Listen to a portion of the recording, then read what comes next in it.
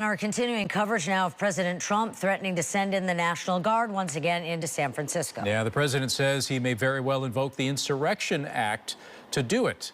We have KRON 4's Will Tran following the story for us live in San Francisco. Will.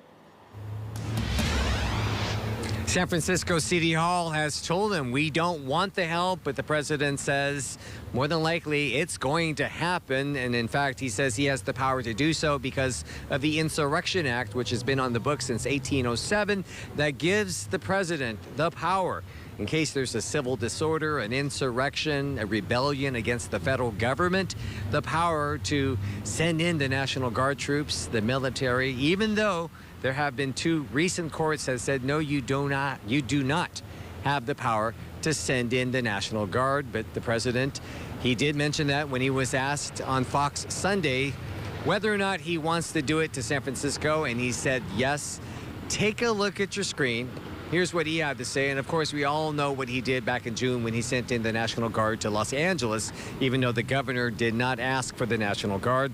The president says San Francisco at one time used to be a great city, and let me pull up his exact words.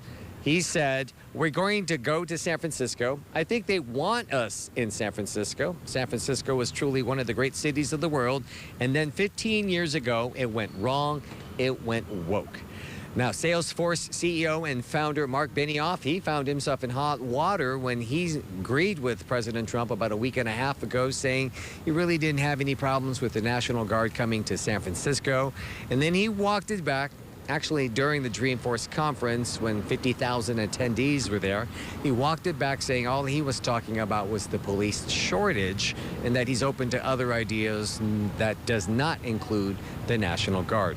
Now, as far as Mayor Lurie, he says we don't want it, we don't need it, and he points to numbers like the lowest crime rate in about 30 years, in decades, I should say, and the crime rate is down 30%, with the homicide rate down 70%. So he goes, San Francisco is trending in the right direction and does not need outside help, especially from President Trump. Back to you. All right, well, let me pick it up from there, Will, and zero in more on what Mayor Lurie said about crime is down 30%.